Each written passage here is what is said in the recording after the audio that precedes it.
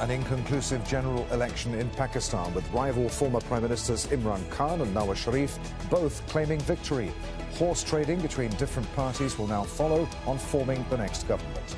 Who's likely to lead the country next? This is Inside Story.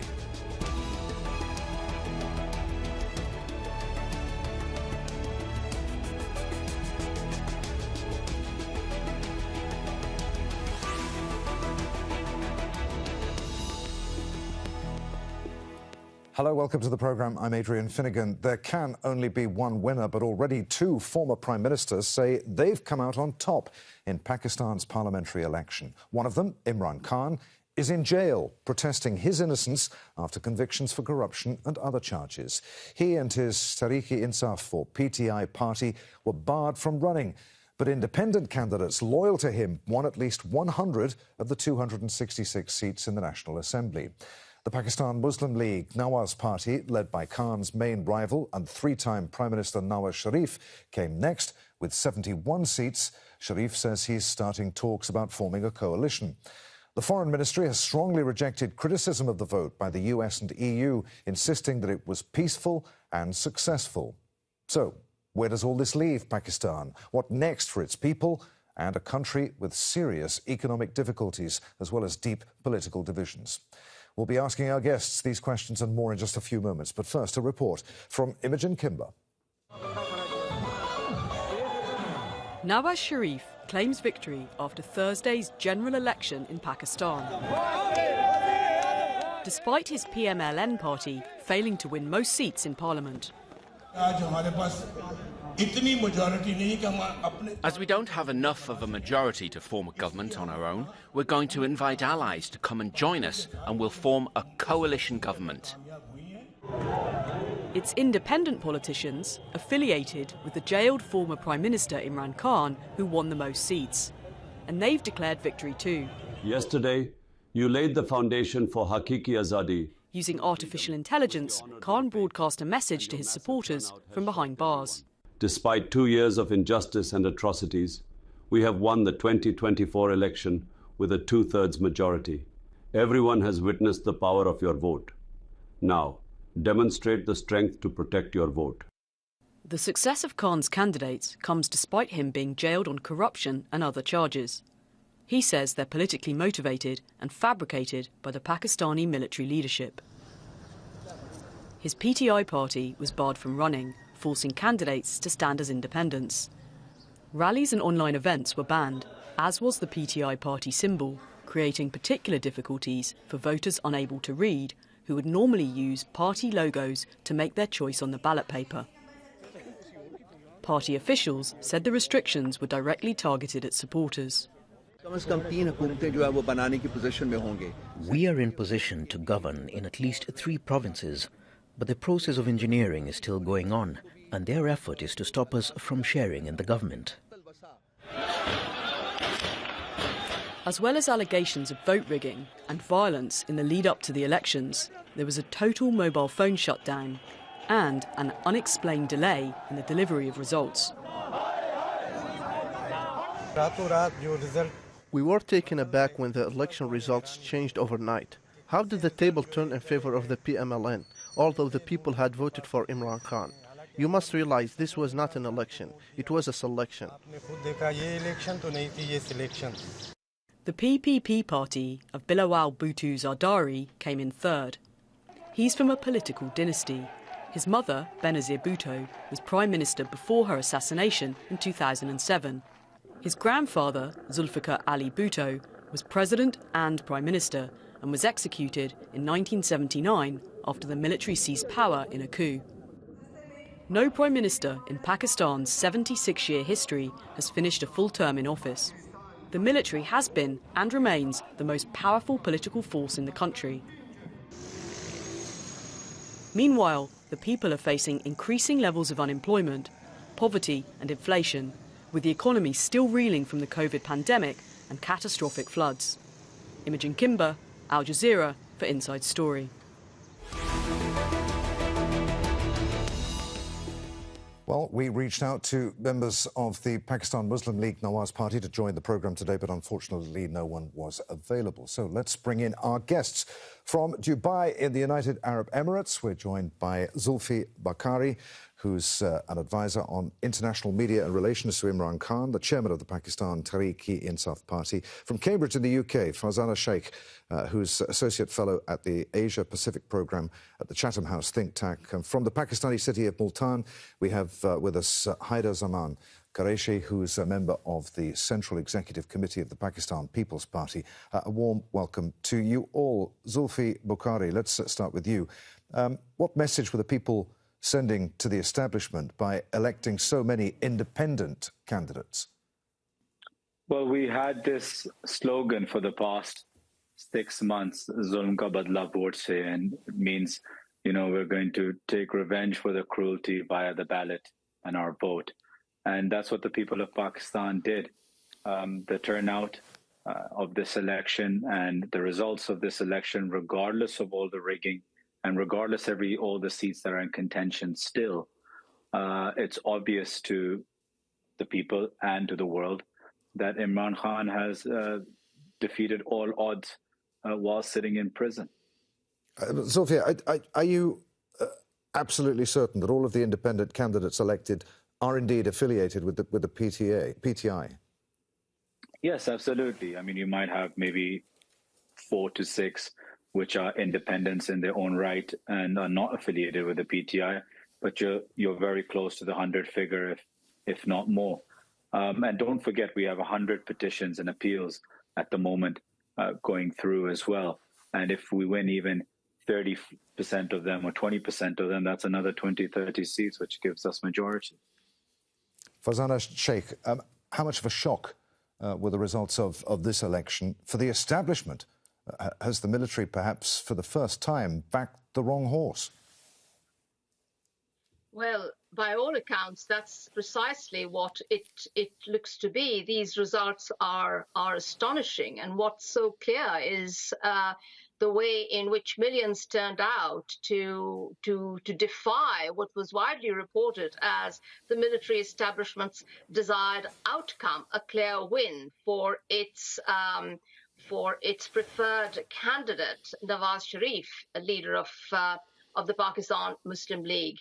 And I think, you know, what it confirms, of course, is what many opinion polls have pointed to, which is to say Imran Khan's popularity amongst the majority of Pakistanis. But I think it also points to the deep frustration of a population that really is desperate for change, desperate for a new government to address, in particular, the acute economic crisis that currently faces the country. All right, we'll bring in Haider Zaman Qureshi in just a moment, but Zulfi, you're nodding vigorously there. Do you want to come in? You know, she's absolutely right. There are different rivers that lead to this big mouth of water, which is the outcome of the election. But you know, the end result is that people want to change. And during this whole period, I was often asked by international media and people from within Pakistan that why are there not more protests? Why aren't the Pakistanis coming out against the oppression that they're facing, the jail, the torture, the kidnappings, the killings? And the answer was always that we're just waiting for election day, and we know that people will have a soft revolution via the ballot. And that's exactly what has happened. Haider Zaman Qureshi, Nawaz Sharif says that his party will now try to do a deal with other parties to form a government. To what extent is your party playing kingmaker here? Which way will it go? Well, thank you, Adrian. A lot of things have been discussed in your report and by the other guests on the show. First of all, yes, Pakistan People's Party was the first one, and certainly democracy is the best revenge. That's the slogan Pakistan People's Party gave to the nation, and I'm very happy that the people of Pakistan have voted and vented out whatever you may say, frustration or their anger and whatever was happening. But Pakistan People's Party was the first party which openly demanded the election date, which openly demanded the election schedule, which was the first one to give a manifesto, the economic charter, which was first one to ask for a level playing field for all the parties. And it was by virtue of that pressure, and then the courts were also forced to give a sizable number of relief to PTI and other candidates. But having said that, this is not the first time any outgoing government has faced certain challenges or convictions and cases. In 2018, when Imran Khan was making it for the parliament, again, they themselves got a support from the very quarters that criticizing now. And at that time, PMLN leadership was convicted and on the receiving end. So one wrong doesn't justify the other one. But as we stand today, let me clarify one particular aspect. The number of independents which PTI and cross-section of... I'm sorry, we seem to have lost Haider for the moment. We'll try and get him back. And we're having some problems with the line. So let's pick up with Zulfi there on what Haider was saying. What do you make of what Haider was saying? I think Mr. Haider's mic revolted against what he was, rebelled as well, like most of the population of the country. Look, the reality is that despite everything is as clear as water. People have come out. PTI has 100-odd seats. It doesn't matter what power games anyone wants to say. At the moment, if PTI wants to be kingmaker, it can. If it wants to form a government, it can. But having said that, we are very diligently watching what to do next. And we feel that we will get, there's been such blatant rigging, even on Nawaz Sharif's own constituency, which he had lost to Dr. Yasmin Rashid, who was our former Minister of Health. She's in prison as well. And when the polls were casted at 70%, she was 15,000 votes ahead. And all of a sudden, polling stopped, and he won by 50,000 votes, which is unexplainable. But because he's not very good at maths, his P45 form, which is a tally of all the votes, showed that more people voted than actually the registered voters. Okay. They couldn't even tally up. Okay. And it's all right.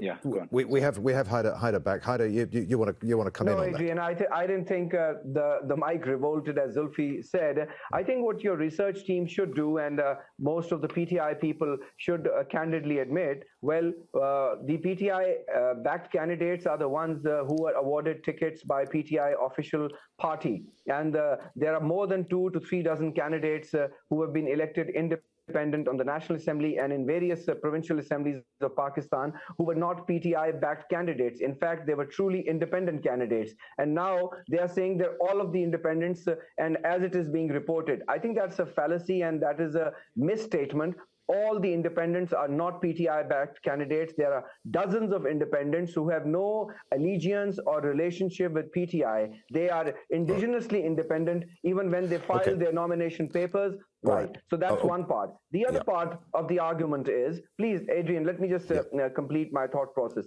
The second part is, we were the first ones. Even PTI, before even PTI could say and demand a level playing field, it was the People's Party's chairman, Bilawal Bhutto Zardari, his democratic credentials. And we are... I'm sorry, we're really having problems with the line there to Multan. We'll come back to you again, Haider, in just a moment. Let's bring in Farzana Sheikh then. All of these independents now, what 100 seats that the PTI is claiming were basically votes for them. How can independents form a government? Because I mean, they're not a political party. So what happens next? Well, it's very interesting because, of course, in most democracies, after an election, the largest party steps forward to form the government. But of course, in the case of Pakistan, this is going to be more complicated because, as we know, the group, let's call it that, because it isn't strictly a party, the group of independents here, whether or not backed by a mainstream party or not, are clearly not going to be given the chance to have a decisive say in forming the next government. And really, what we've seen in the exchange between your two other guests is that the scene is set for frenetic horse trading. And that's precisely what I think many of us expect to see.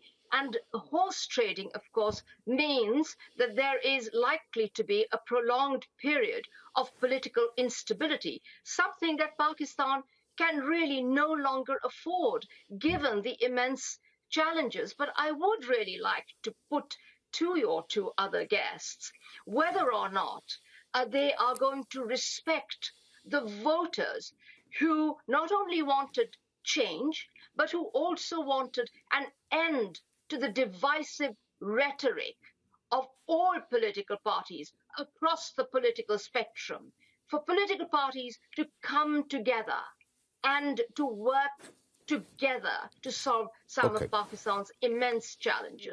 I'd like to take an exception to that. Quickly, if I may respond, just very briefly. The word horse trading is very, very impolite to use in today's parliamentary language. I think the lady should go through the electoral laws and the Constitution of Pakistan, which mandates every elected member to join a party if they wish to do so within 72 hours, failing which their status would become independent. And nobody is, and even in Western democracies, people who get independently elected, either they choose to stay independent or they go with the ruling party or whatever the economic manifestation and the agenda is. I think the days of horse trading have gone. The Article 63A is very much in the Constitution. Once they are on the parliamentary strength of a party and they vote against in a money bill or a vote of confidence for the Prime Minister's election, it is then when they are de-seated. And we had an example in 2022 when the democratically elected government was voted out by the PDM government last year. So to say that the independence candidates, if they choose to go to another party, which the law mandates them to do within 72 hours, if they choose to do so, they would be doing that for some gratification or other gains and become a symbol of horse trading. I think that's incorrect. Okay. We'll let Farzana pick that up in just a moment. But Haider, way back at the first question I asked you, you actually swerved around it. You didn't answer. Is your party, the PPP, going to go into coalition with the PMLN? Well, our first choice, and Chairman Bilawal, during the course of interviews in the run-up to the election, categorically said that once bitten, twice shy, Pakistan People's Party would first decision and choice would be to make a government with the help of independents and other like-minded parties, excluding PMLN, because we've had a very, very bitter experience in the last outgoing government. And we feel that our economic agenda, the way we want to handle the economic affairs is absolutely different to how PMLN wants to address the problems. And we feel that if PTI shows some democratic maturity and skill, we can have overlapping area where we can cooperate and make and form a new government and have a minimum charter of demands. Because you see, Pakistan People's Party with about 65-70 seats, we hold the swing. PTI without any coalition partner with that size cannot make a government, nor can PMLN. And Pakistan People's Party, if it feels is not getting the kind of coalition, we probably would like to sit in the opposition. Our party is mulling over the idea. We are engaging. We are meeting independents. We are meeting other coalition partners. And PMLN is also reached to us. But I think in the course of the next 48 hours. But we would hope, and I would want Zulfi to prevail upon the decision makers in his party that Pakistan People's Party has more democratic credentials. We don't have we are not a Venom-oriented party. We've always extended an olive branch to PTI. We should cooperate for a better government and a new government. Let's give Zulfi a chance to come back on that before I put a question to him. Zulfi. Well, look, he's not wrong in many aspects, but the fact of the matter is that we believe at the moment, with the challenges and the appeals we have for about 100 odd candidates, that if they are even relatively fairly heard, and I mean relatively, then we will win in majority anyways. Like I said, we have over 100 seats which are appealing with clear evidence. So in that case, we wouldn't really need to be an ally of any other party. The other thing is as Farzana pointed out earlier, that a lot of people, and it kind of touches on the point of what Mr. Haider said about horse trading and independence. All of our independents have come on the mandate of Imran Khan. They've come under the mandate of change. They've come on the mandate of the oppression we've seen of the last 18 months, which PPP has been a part of, not directly, but because they've been part of a PDM government while it was all happening to us. And so hence, it's that oppression, it's that frustration, it's the economic issues, it's the inflation, it's all of that combined which people look at towards us. So unfortunately, and I use the word unfortunately, PPP will always by the people be looked at as a party of one of the older schools of the traditional parties, which are part of the corruption scandals and everything of the sort. I'm not saying Bilawal Bhutto has any. I think he can create a very big legacy for himself moving forward if he moves out the shadows of his father. But at the moment, it would be impossible for PTI to tie up with any of these two parties as it stands today. Farzana Sheikh, what are the implications of this for the military? How dangerous a moment is this for the country's army leaders? And are they going to get involved at any time in the near future? Well, I think, anyone who believes that the army is going to step back from interference in the political process is going to be disappointed. I don't think the military is quite ready yet to go back to the barracks. So I think that's clear enough. But I think what is so revealing about these elections is the massive intelligence failure. I mean, clearly the military thought it could engineer the outcome of these elections. And I wouldn't be surprised, actually, if some months down the line, we don't hear of some kind of purge, some people being made accountable inside the military for not having anticipated such a massive set. All right. In the military's calculation. Farzana, Nawaz Sharif buried his long-running feud with the military in order to return from exile to run in this election. Is the military now going to look again at Imran Khan, do you think? I mean, could we see Imran Khan, do you think, being freed from jail anytime in the near future? Well, many of the cases against Mr. Khan, as we know, have been widely reported as cases that were politically motivated. Many of them, are known to be full of holes, and these will go to higher courts, which will no doubt want to put many of these cases under scrutiny. I wouldn't want to rule that out.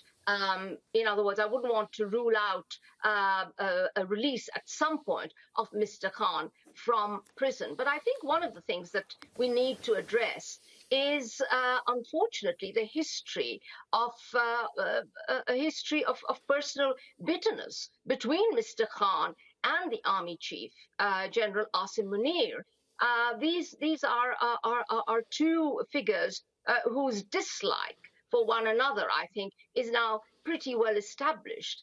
And I think it's going to be very difficult unless there is real political will on the part of the political parties to set aside General Asim Munir's grievances with Mr. Khan, to put their heads together and to deal with the problems that face the country. OK, we've got just a few minutes left. I just want to get a quick reaction from Zulfi there before I come to you, Haider. Very quickly, Zulfi. Yeah, Farzana is spot on in what she's saying. And I agree with Farzana and Mr. Haider about the fact that right now, whatever we've done in the last 2 years of being on the streets and having this agitation, well, you can say politics, not even, absolute oppression towards us in hiding, exile, torture, prison, all of that, but we're going to take our politics to the parliament. If we can form a majority government ourselves, we will do that. Otherwise, we will form the strongest opposition the country has ever seen, and we will sit in parliament and oppose politically as political parties do with one another. And what may be will come through parliament. Okay. And Haider, regardless of which way the PPP goes, the country is set for a hung parliament. What are the implications of that for economic recovery and stability? Will people accept a government led by Nawaz Sharif? Well, as of now, it seems a bit difficult.